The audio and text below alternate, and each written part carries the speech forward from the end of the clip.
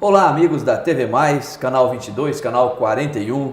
Estamos iniciando mais um programa especial aqui em nossa emissora, recebendo com grande prazer um médico cardiologista, geriatra e especialista em saúde mental, nosso amigo, parceiro aqui da TV Mais, né, há muito tempo, que é o Dr. Marcelo Rodrigues Floriano. Muito prazer em recebê-lo aqui para mais informações aos nossos telespectadores, doutor. Boa noite, Marcos. Boa noite, telespectadores. É um prazer estarmos juntos nessa semana aqui para falarmos sobre saúde. Sempre agradável estarmos juntos mais uma vez. E hoje estamos aqui para um programa um pouco mais descontraído, falando sobre algumas queixas, né? Então, estaremos juntos aí para podermos explicar algumas coisas sobre saúde. E o nosso programa com o Dr. Marcelo é mensal. E o pessoal nos encontra aí no dia a dia, pergunta qual o tema do mês que vem, do próximo assunto de vocês, quando o doutor Marcelo vai lá, fica aquela curiosidade. Então nós vamos falar para vocês aí, o tema é queixas mais frequentes no consultório, tratando-se do doutor Marcelo. Então a pergunta primeira é a seguinte, quais as principais queixas, as mais frequentes que o doutor tem no consultório nos dias de hoje, né? Com o tema queixas frequentes no consultório. Basicamente, Marcos, eu acho que esse tema é muito importante, porque muitas vezes a gente falar só sobre doenças, a gente já daria um diagnóstico. Mas esse tema é relevante porque muitas vezes os pacientes que nos procuram, eles chegam com aquela primeira queixa como sendo talvez um diagnóstico, e não necessariamente o é. Então, eu devo falar aqui de algumas dessas queixas principais, como sendo, por exemplo, tontura.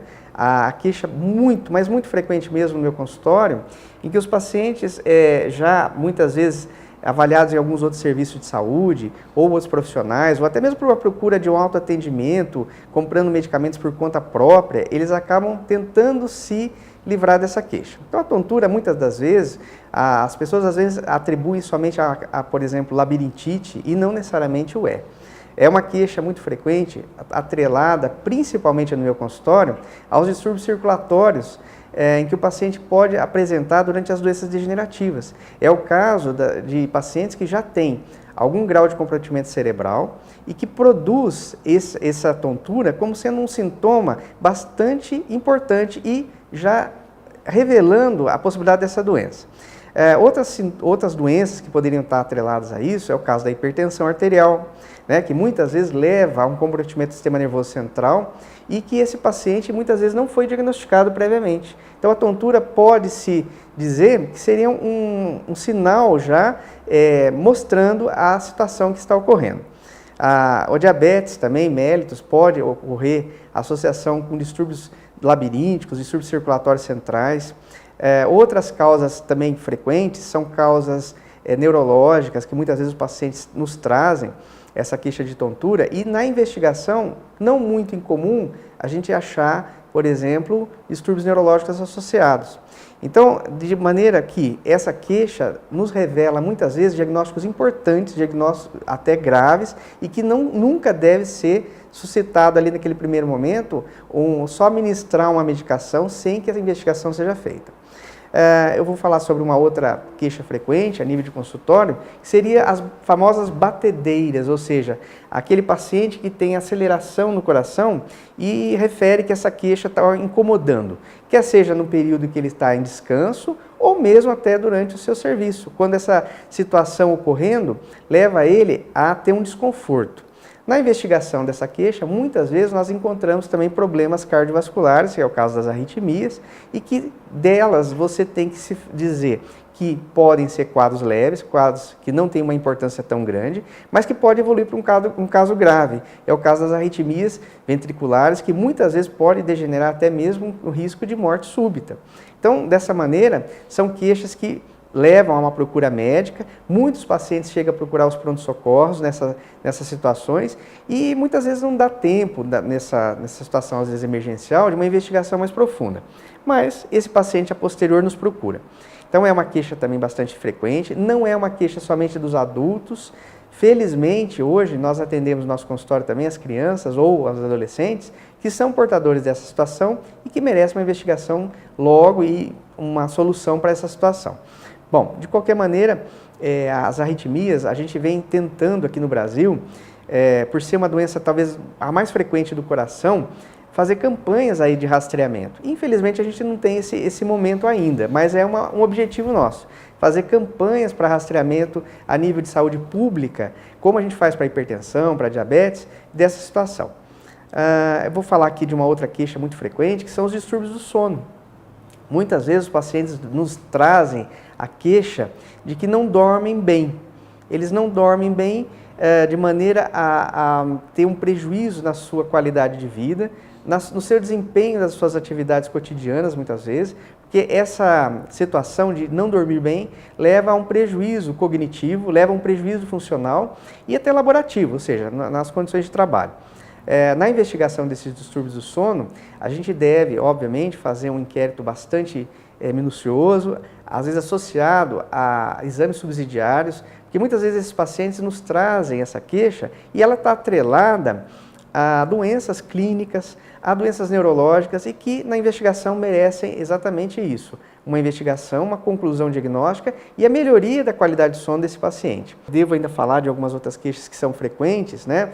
Dores crônicas, né? Muitas vezes o paciente portador de dor crônica, ele nos procura porque ele já peregrinou. Muitas vezes ele foi para muitos profissionais, ele teve terapias alternativas, ele usou muitos medicamentos analgésicos ou anti-inflamatórios e ele muitas vezes está em desespero. Ele procura a gente numa situação que ele quer uma solução ou até mesmo uma luz ali, como direcionar o seu diagnóstico. Dessas dores crônicas, muitas vezes, é o caso da fibromialgia, que é uma dor associada a um distúrbio neurológico, e que o paciente procura uma solução porque realmente ela causa um prejuízo funcional ou mesmo qualitativo na vida da pessoa muito significativo. Outras causas de dor crônica, né, como as dores associadas, por exemplo, a diabetes mellitus, é o caso da polineuropatia diabética. Algumas doenças vasculares também promovem dor crônica. Então, nós temos esse conjunto de situações que pode gerar essa dor persistente e que muitas vezes o paciente, já usuário de muitas medicações, ele quer se ver livre também dessa dor e ao mesmo tempo não muito remédio. Então nós temos que ter às vezes uma solução um pouco mais ponderada e ao mesmo tempo melhorando a qualidade de vida desse paciente. Muito bem, doutor. Acabou de elencar para a gente então 4 queixas mais frequentes no consultório, que são tontura, batedeiras, né, que são as arritmias, distúrbio do sono e dores crônicas. Agora, a pergunta que me vem para te fazer é a seguinte: quais as principais causas, né, dessas queixas? Pode passar para a gente? Perfeito, Marcos. Como eu comecei citando, no caso das tonturas, a gente tem distúrbios circulatórios ainda fortemente atrelados a isso, não necessariamente só as queixas comuns no caso da labirintite, que leva à tontura, mas o caso principalmente que deve ser investigado é o distúrbio circulatório central, né? O caso dos pacientes que produzem alguma lesão no sistema circulatório central, principalmente a nível cerebral, e que, através de uma investigação minuciosa ou através de exames subsidiários, eles são rastreados, são encontrados e ali você vai tratar de maneira mais efetiva essa situação. No caso das arritmias, o primeiro exame clínico você já percebe muitas vezes que o paciente é portador disso, então ao examiná-lo você percebe irregularidade no pulso, né? E fazendo um simples eletro muitas vezes você já encontra. Às vezes você não tem no primeiro momento, Marcos, o diagnóstico por quê? Naquele momento que você faz o eletro, o paciente não está com aquela arritmia. Então, às vezes demanda que a gente grave o paciente através de um Holter, ou através de até um outro tipo de Holter mais demorado, que é o Loop Holter, que às vezes demora dias o paciente gravando, para rastrear quando há uma forte evidência que esse paciente é portador de arritmia. De qualquer maneira, podemos fazer alguns outros exames, é o caso do teste de esteira, que muitas vezes durante o esforço o paciente revela a presença de arritmias, e dessa maneira, ao rastrearmos, nós vamos efetivamente tratá-las. Por quê? Porque nós temos um diagnóstico das várias formas de arritmia, ao encontrá-las nós vamos efetivamente entrar com uma medicação, aí sim, no caso nós precisamos de medicações, a gente tem um curso aí de solução para a situação que o paciente nos traz. Ainda a próxima colocação aí de queixas, né, que seria os distúrbios do sono. Então, na investigação, muitas vezes nós nos valemos do inquérito muito minucioso sobre as condições do paciente, tanto as condições psicológicas, as condições de trabalho, as condições de uma maneira muito abrangente, não só do quadro clínico, mas também do ambiente psicossocial que esse paciente vivencia. A partir daí, muitas vezes a gente pede, então, alguns exames subsidiários, exames clínicos e alguns exames mais especificamente neurológicos. É o caso de eletroencefalograma, às vezes até mesmo, no caso desses pacientes, a gente associa a investigação através de imagem. Para quê? Porque o diagnóstico bem feito seja conduzido à situação de uma maneira mais efetiva. E a partir dali, muitas vezes alternando a prescrição de terapias adjuvantes e mesmo medicações quando necessário. E, por fim, né, a queixa que a gente elencou aí, no caso das dores crônicas, a investigação também se faz de uma maneira muito clínica, no sentido de investigação quanto a quesitos aí que nós elencamos, da vida psicossocial do paciente, condições de trabalho, doenças clínicas já existentes nele e que são contribuintes para o surgimento dessa condição de dor crônica. E também, como eu citei anteriormente, os exames subsidiários, muitas vezes nos fazendo uma conclusão diagnóstica mais efetiva. Ou seja, nós não devemos tratar a queixa simplesmente aliviando o paciente, nós temos que também pensar num diagnóstico mais profundo e dessa maneira a gente conduzir da melhor maneira possível a situação. Dessas queixas, tem alguma que pode apresentar uma gravidade maior? Exatamente, Marcos. Olha, a queixa que mais me causa preocupação a nível de consultório, até porque em todos os eventos que a gente tem ido, até fora do Brasil, há sempre uma relevância de se falar dos distúrbios circulatórios centrais, levando ao quê? Ao AVC, né? Que é uma situação bastante grave, que muitas vezes sequeliza, deixa o paciente com sequelas. E também a associação desse tipo de situação com doença degenerativa, ou seja, o paciente a partir dessa situação pode evoluir para uma perda de estrutura cerebral, vai conduzir a um prejuízo em várias outras funções. Então, dessa maneira, eu fico bastante preocupado com essa condição principalmente, é uma das doenças que mais eu assim, atendo a nível de consultório e, mais uma vez, frisando a importância disso, porque as pessoas ainda não dão valor a essa situação que tem ocorrido. Infelizmente, há uma ingenuidade, talvez, das pessoas em achar que essas queixas podem ser solucionadas com um simples medicamento, até paliativo, e muitas vezes não estão sabendo que a sua situação é de risco. É uma condição que hoje não afeta mais as pessoas só em terceira idade. A gente tem tido pessoas muito novas aí, ceifadas as suas vidas por causa de uma condição desse tipo. Não é incomum para nós, principalmente aqui em Assis, ouvirmos aí pacientes que acabam morrendo por situações mal definidas desse tipo. Ou seja, pacientes aí que tiveram uma morte súbita, por exemplo, por causa de um AVC, ou mesmo paciente arrítmico que chegou a ter uma morte súbita aí, inclusive atletas, né, que nós tivemos aí nas notícias aí de mídia, na mídia esportiva, que eventualmente evoluíram com óbito aí, até mesmo em campo de futebol, pistas de corrida, e que aparentemente eram saudáveis. Então se faz aqui a importância da gente relevantemente investigar essas queixas, não meramente aliviar o paciente no primeiro momento sem uma investigação profunda.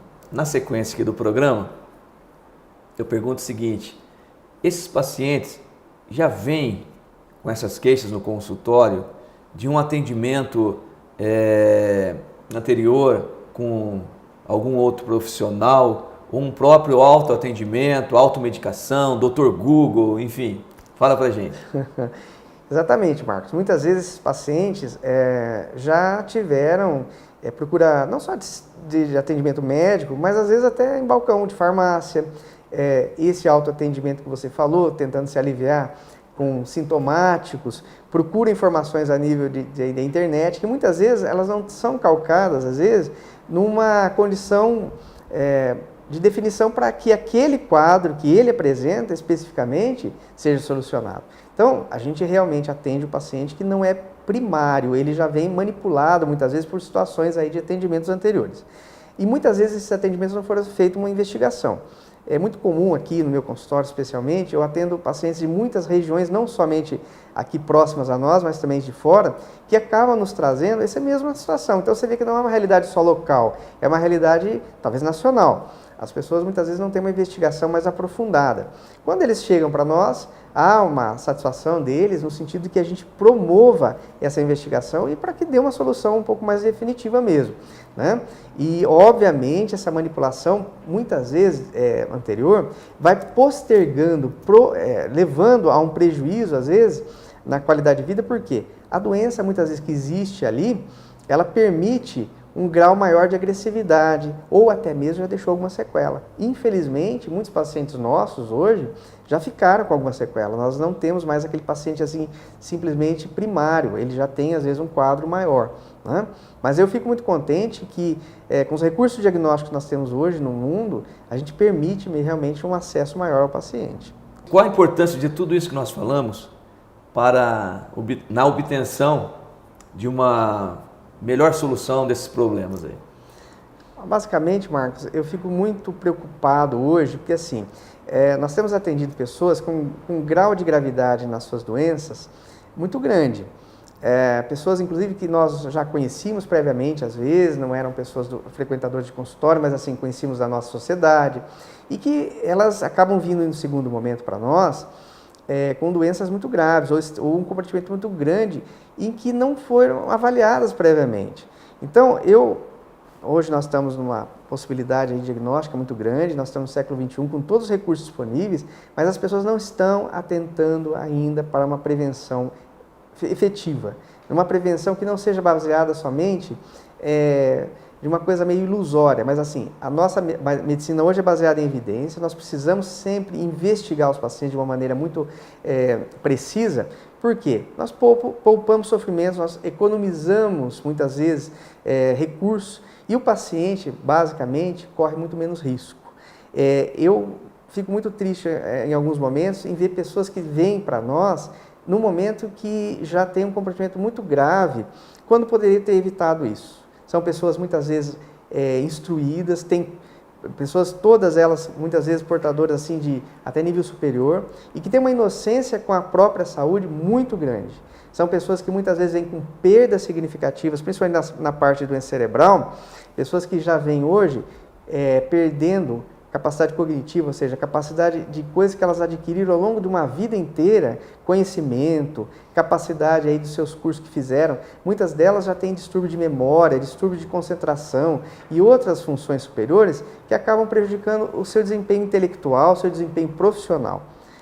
Então eu friso aqui mais uma vez que essas queixas que vêm para o nosso consultório, elas interferem na qualidade de vida, muitas vezes atreladas às doenças de grande impacto, que é o caso de doenças cerebrovasculares, doenças degenerativas, doenças cardiológicas graves, que vão muitas vezes invalidar esse paciente.